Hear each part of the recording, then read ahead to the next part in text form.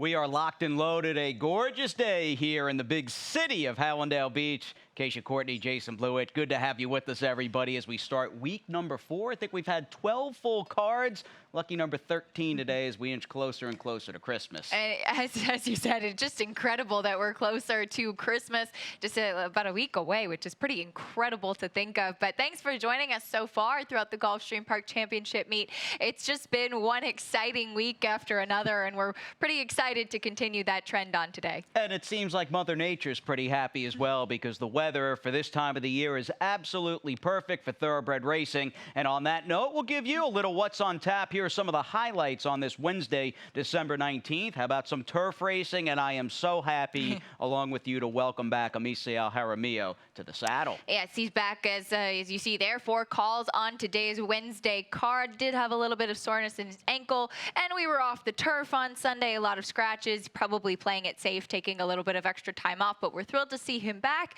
and we're thrilled to see the turf racing back as well. And you're very right. Race number 1, just easy horses to root for. Absolutely, and I think topping the list in the coolness department, and certainly if there was a popularity contest added up by the claim box, it would be Starship Apollo, who's been claimed 11 times since May of 2017. And he's like the equine version. I look at him as like the Fonz from Happy Days, right? I could certainly see that, yeah. I mean, it really is just incredible to see how a horse like that, obviously word is out. He holds his soundness, he holds his form, he runs no matter where he is, and like I said, easy to root for. All right, sounds good. So carryover situation, what's on tap this afternoon? The big number, because we do have that high five waiting for you of about 7 Gs, give or take. But boy, we eclipsed here on Sunday, Acacia, 400K in the Rainbow Six. Super impressive. Some big numbers there. And don't miss that super high five. Any race with 7 or more betting interest, it does kick off in the first race. And when there is a carryover like that, you'll see people will send it in for that carryover. But obviously, just a 20-cent minimum wager for 2 dimes. You can get involved for the Rainbow Six.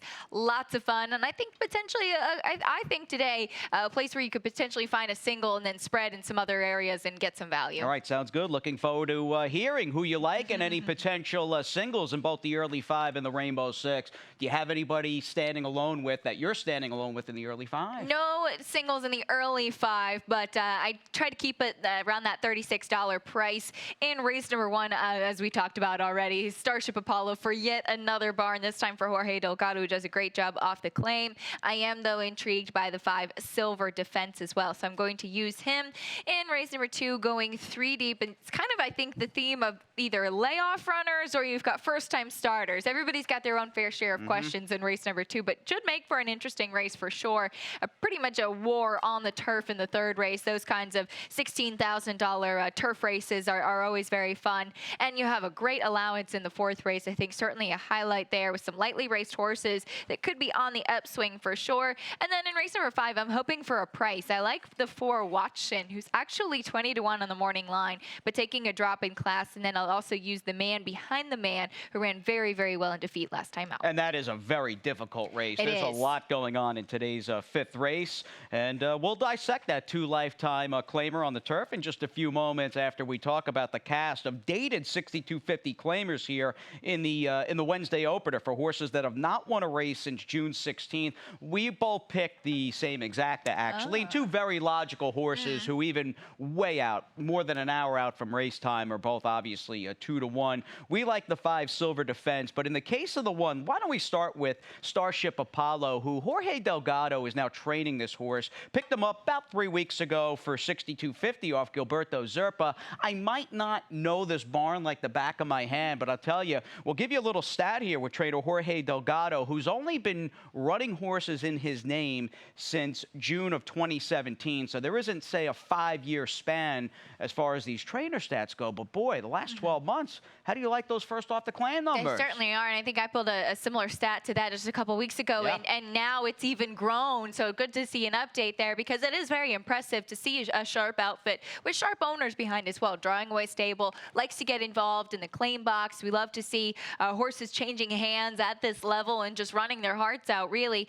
That said, I mean, this is a horse that's run in some top barns, and his last couple of races have been a bit lackluster. So certainly Jorge does a great job, obviously been involved with his family for a long time, and Starship Apollo we respect, but I did think that the 5 Silver Defense, who, in all fairness, it's been a while since he's seen the winner's circle as well, but his last couple of races, I thought, just added a little bit of an extra notch of intrigue. Yeah, he's run fine in his last few, and I look at this perhaps, and it might be arguable to somebody that really knows the horse population in South Florida. I do feel he's coming at her from front to back, slightly tougher 6250 claimers. We'll see how he does as he drops into that dated race. To the second we go, in a very diverse cast. There's quite a bit going on, as Acacia noted, with her early pick 5. Even just look at her picks.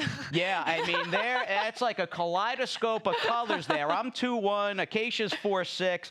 I am going to take Ella Brown, though, and a few of the positives, the early speed, and it's been hard to ignore the results out on the track with these Kentucky horses. They've really had a good 2.5, 3 weeks here as we settle in to the lengthy championship meet. That's right. It's very true. And Brian Hernandez certainly picking up steam, I think, over the past week as well. A very talented rider. And this filly, I mean, she makes sense. I probably should have had her in the top 4 for sure. I was just very intrigued by the number 4, Bring Joy.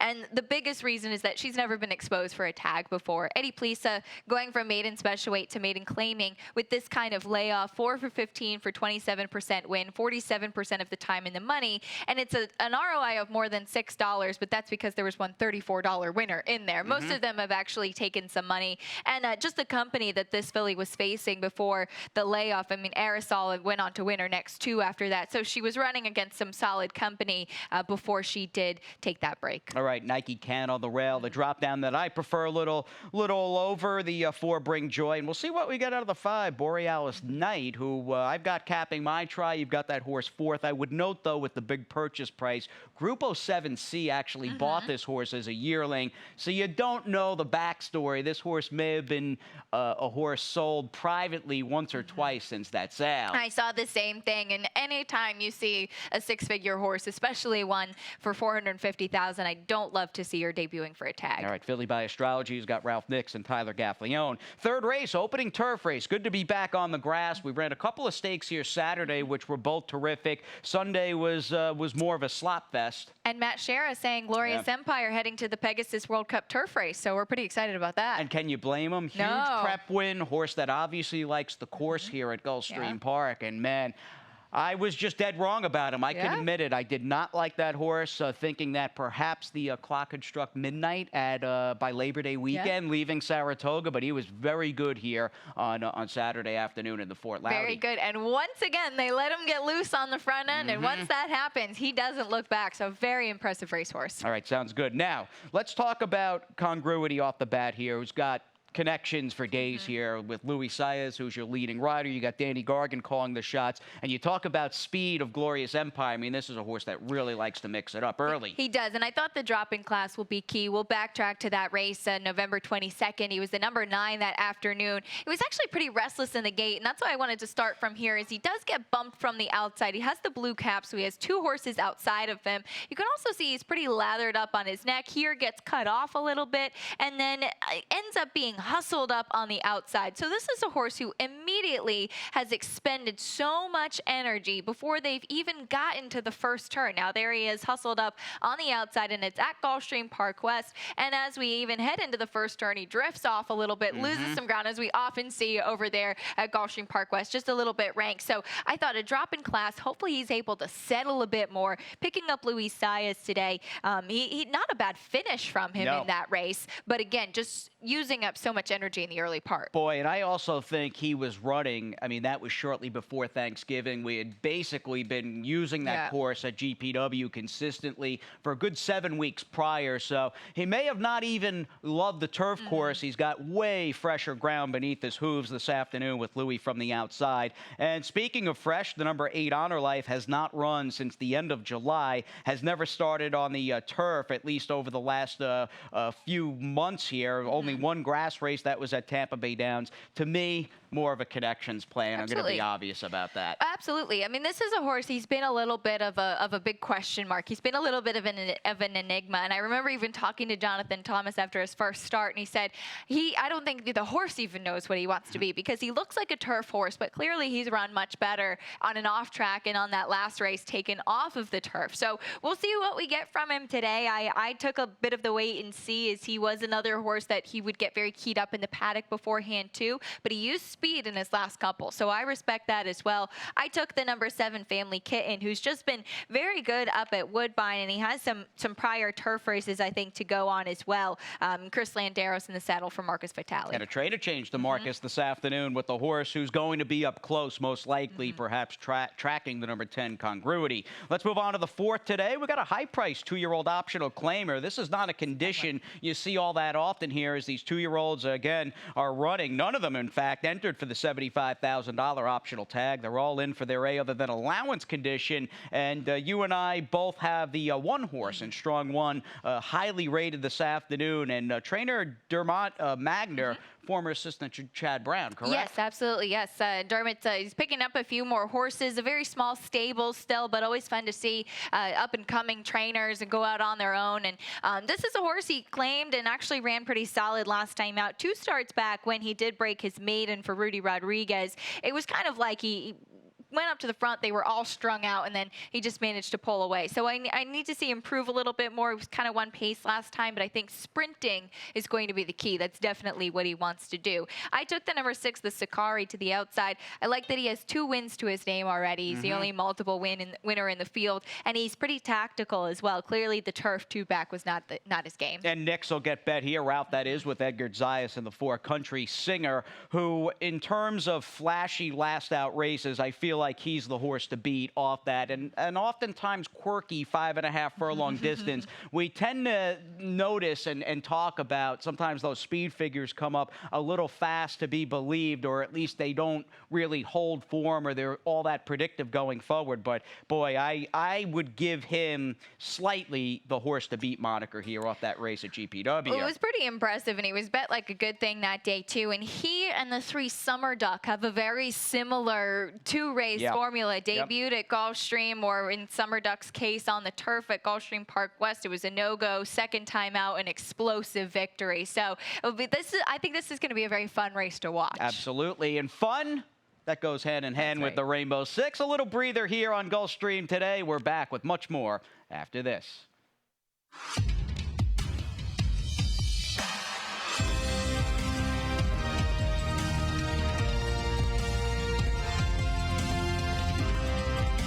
Whether you're at home or at the track,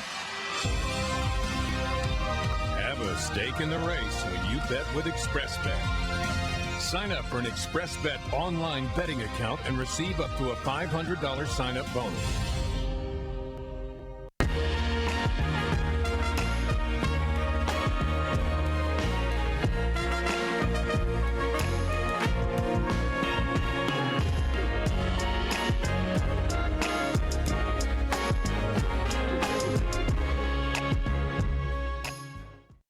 Inside 40 days, 38 days, in fact, out from Pegasus 2019. We picked up a Pegasus Turf Cup starter here Saturday in Glorious Empire, and it's been neat thus far, though we're still kind of in the infancy of serious training. It's been fun watching the likes of Accelerate and Gunnevera and all those horses gearing up. City of Light saying he's getting ready, too, so we'll have some California invaders here at Gulfstream Park, but it's been so great to see how the Pegasus World Cup has grown over the past couple of years. Now the 3rd year having it here at Gulfstream Park, and as Jason mentioned, with the addition of the turf race, you know that every year is going to be something new and something else exciting. So we're thrilled to be a part of it again. And World of Trouble running on the undercard of the Gulfstream Park Turf Sprint. Looking forward to that for trainer Jason Service, who's got some horses entered second half of this card, then that includes the Rainbow Six races. He does indeed, and as we show you my ticket, I have a single here, and I think the big story, as we mentioned earlier, that $408,000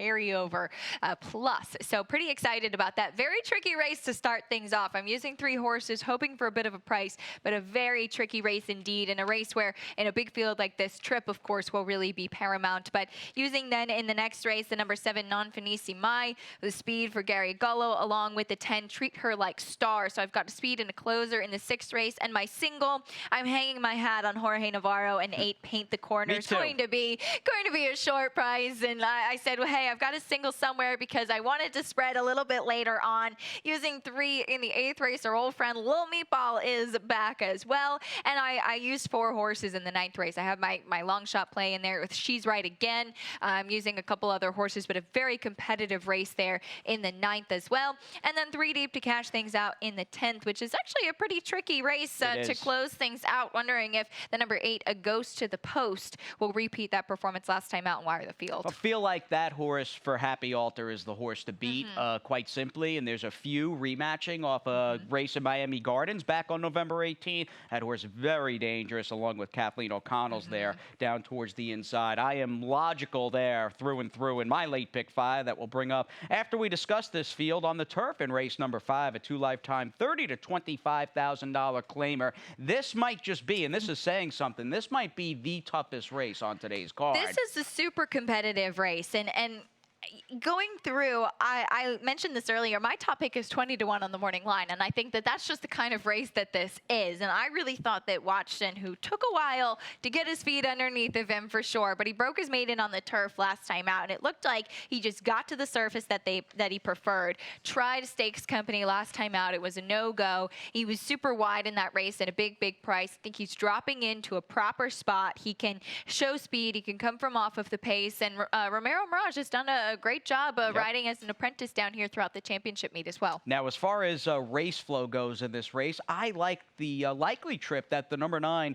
Victor Lounge, is likely to pull, as we had Danny Gargan earlier with Congruity. May win another turf race here today with this Irish bred by Declaration of War, who disappointed last time out in an easier field. I am going to chalk that up to that sometimes fickle, very sand-based turf course over at Gulfstream Park West. And clearly, although this horse took a while to break his maiden, his body of work and at least what he's capable of, the bar was set higher in his races up in the Big Apple. It certainly was. And his win 2 starts back came on a yielding turf course at Belmont, but he really just got the right trip that day. And as we mentioned, trip going to be a big thing in here. I do think that the race is probably going to be one that maybe the number 3 Sport on the drop coming off the layoff will take some attention. This is a horse that's been consistent, though he is just 1 for 13, but I think a wide open field. Definitely is. Jimmy Bond joins the party here at Gulfstream Park. Love Jimmy and his wife Tina, and yeah, does a great job. He's been a veteran trainer in the wars there for a long time, going back to the likes of Berens, and you kind of forget how good Tisway was for Jimmy when he got good that season and won the Met Mile and the Whitney. That's true. It's always fun to look back on those big successes, and we're thrilled still training and still having horses down here in South Florida. Definitely. Now we're halfway home here on this this Wednesday edition of Gulfstream today. Late pick 5 does begin in race number 6, and I've got 3 horses in the first leg here, 1, 7, and 10, and a couple of those horses in the mix are coming back with some key and major changes, including the one there goes Bella and the number 7, who's the shipper in the race for Gary Gullo, and Non Finissimi Mai. Singling the same Navarro horse as you. Jorge, if you're listening, you may want to scratch the number 8 horse. Got some weight to carry today. I would say so, but boy, he's been the leading trainer. He's batting at a high percentage and tops not only in wins, but in purse money won, and I think that horse will come right back and hopefully win 2 in a row. Coverage the remainder of the sequence. I feel as though the 8th, and that's the one that has Jason Service with the number 4 Raised Warrior. That is the toughest dirt race on the card. All-Star Red, the 5, is getting some class relief. First time out for Lily Curtness, and the 10, Mr. Joshua, will try to turn back the clock to an extent. Another 3-bagger for me in the 9th. That'll go as the final turf race. if nothing else, I'm in good company. Even if I get knocked out in the opening leg or our single doesn't win, I mean, in the ninth, I got Chad Brown, Mike Maker, and Shug. Yeah, and you've got Bill Mott in there as well. I mean, it's just kind of a who's who type of race. It definitely is. And occasionally I view the nightcap in a similar fashion. I feel like the 8 goes to the post as the horse to beat. And that horse obviously taking another run at the 3. Soldat Storm, who had their little grudge match off a race 8 miles west at Gulfstream Park West. Now, the 6th race concerns a field of fillies and mares here. These are lower level 6250 claimers. Not a ton of scratches in the body of the races today. We did lose a couple, which again leaves us down to a field of 8. And I am just going to put my faith here in Peter Walder wheeling. I don't see him wheeling the one. There goes Bella back.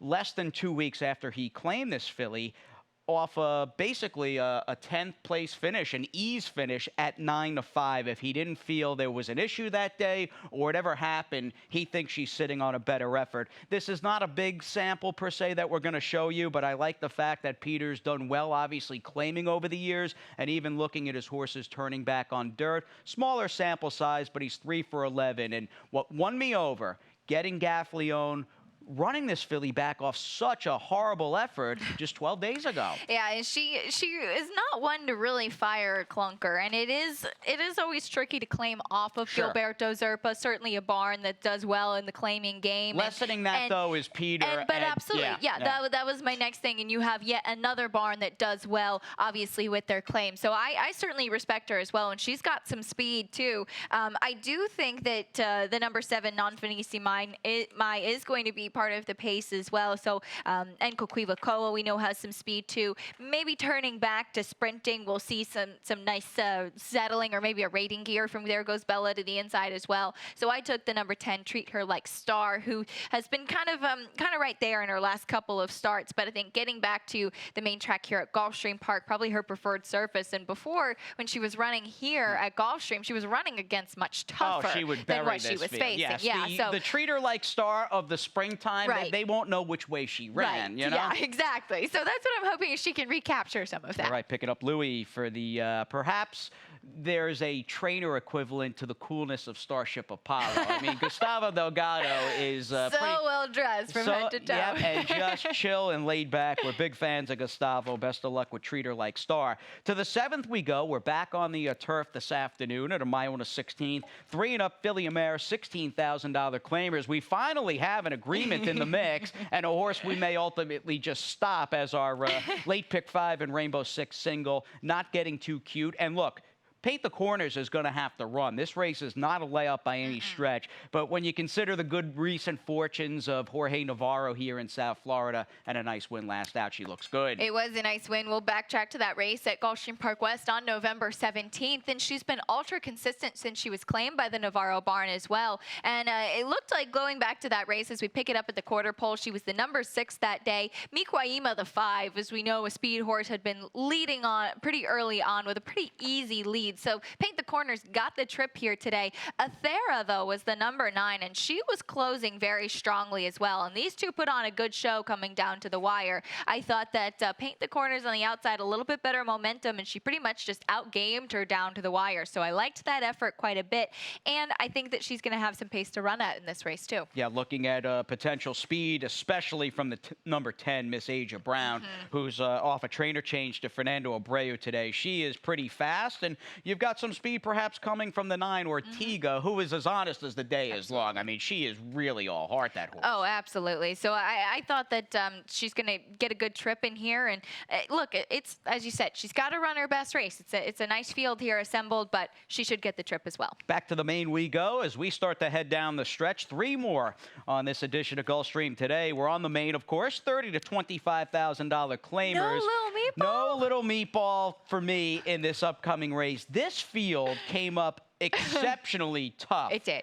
And for what it's worth, I had this horse, I think, in the 5th spot. So if there was a scratch of the top 4 that I liked, I'd have Little Meatball certainly capping my super. Tell us about, and we know you have a soft spot for this gelding, right? Of course. But let's look back at his last race, and I think that that's going to be key, too. I mean, he's certainly a horse that had his questions. He's a 5-year-old gelding now. We're going once again across town to Gulfstream Park West, and there we go at the quarter pole, drifting off the turn a little bit, coming around. But I still thought this was a huge performance from him. He encountered a wet trip 2 starts back behind Field Trip, who was just winning races in bunches, being very impressive. And in here, I thought basically Morning Buzz, the number 4 to the outside, same kind of thing as we just saw with Paint the Corners. Got the jump on him on the outside. Still a big performance from Lil Meatball, who had the layoff.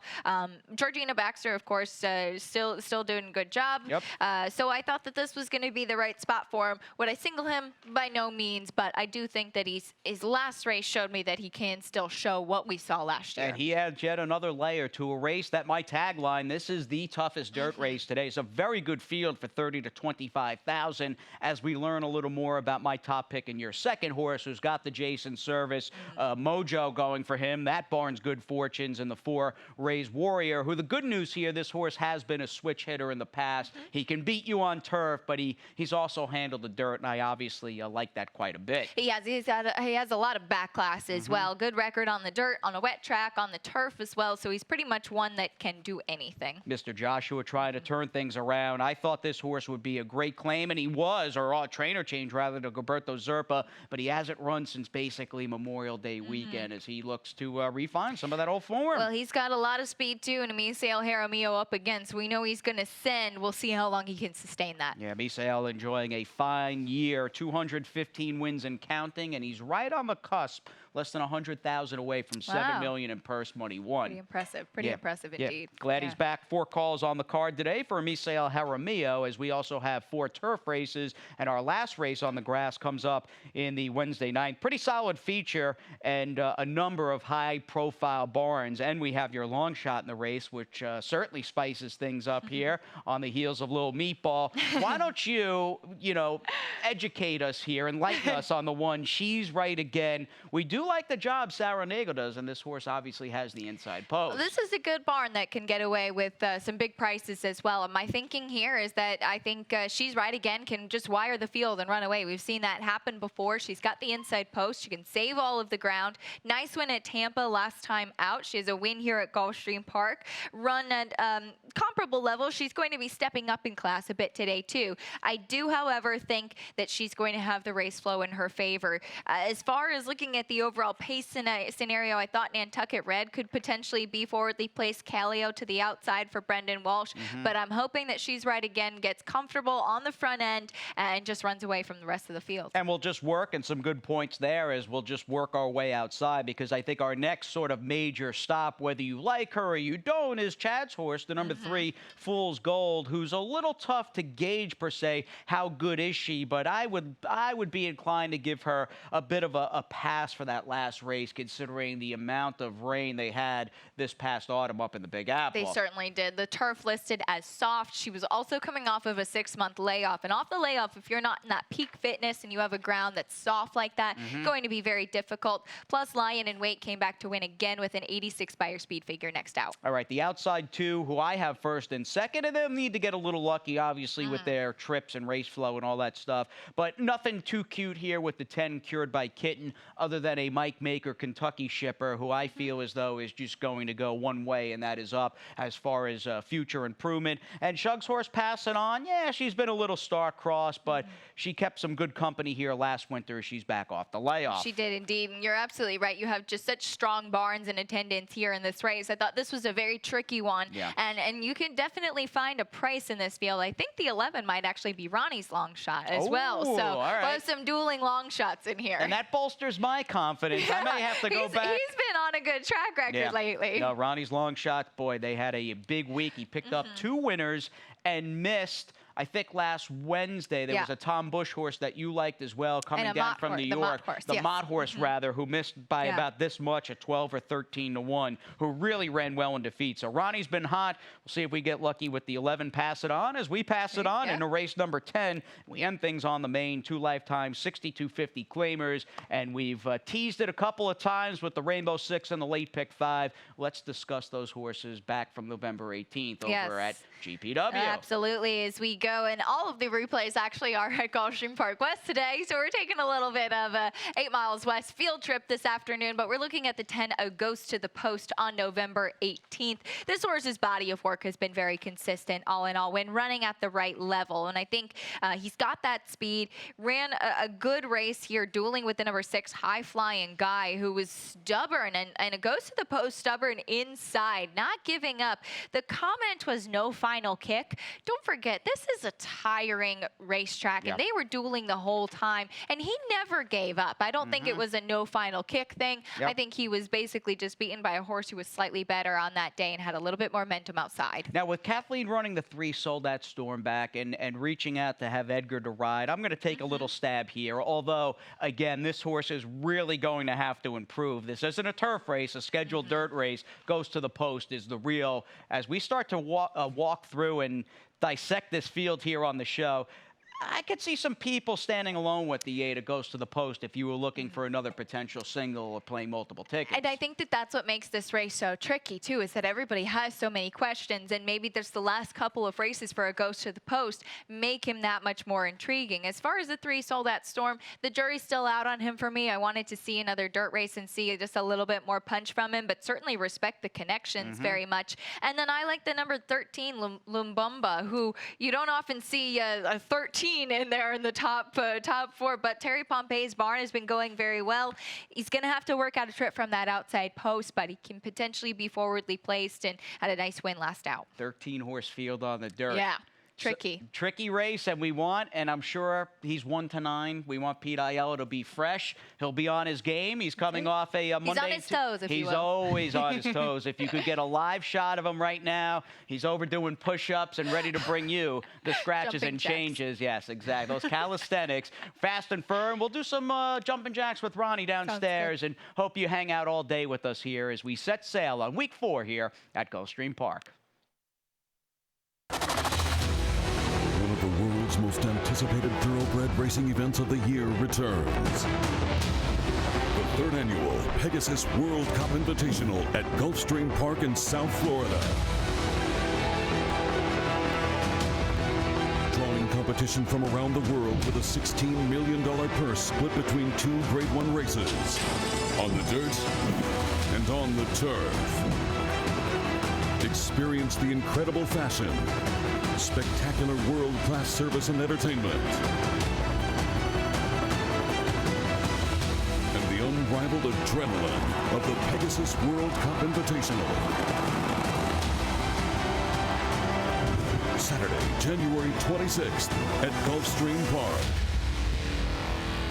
Get your tickets now at PegasusWorldCup.com.